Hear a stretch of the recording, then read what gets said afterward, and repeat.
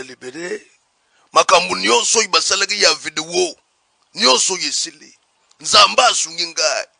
epe na yebisi bantu nyonso oye koya eya tozosomba kristiano esalama te na kisasao ovit oimana mazembe bazana mbongo te ngana bimisi mbongo na sombi kristiano abeta na renaissance ozumone nitativo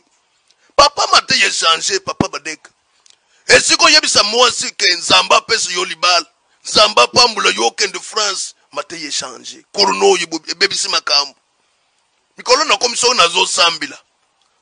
mama nzamba yebisinga anowo yoke de ba Congo amen komemuke Amen. azo banga France corona sali nzamba sunga bantu nyos bazana preparation ya États-Unis biyena yo kuf ezik okende bandundu okende kabeya kamwang ezamboka na bino ozo sundula mboka na yokende kana mboka malili ka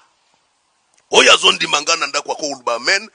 papa badek tindo frande na yo express soko frande ye papa nzambe na gai akupambula yo ya kulwa mingi zate lobby babenga na telefone ex-gouverneur André Kimbuta olia conseiller nga ke papa nzamba zo sunga yo zo bim yo kaye téléphone sonne nga na yambie allô oui allô c'est moi ex le gouverneur de ville Kinshasa André Kimbuta yango est-ce que non sola l'évêque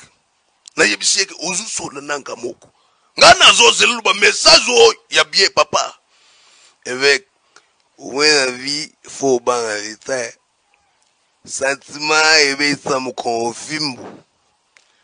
est-ce que nga wana sana gouvernement bino aki na kota boloko rien luvunu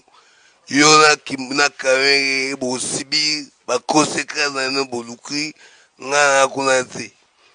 bolo bate agré en action abuo pia natano bika mais moto nga na tindere yeba ba prière belé na ba téléphone lelo azo négliger ngai wane zeka kapona yebisa bino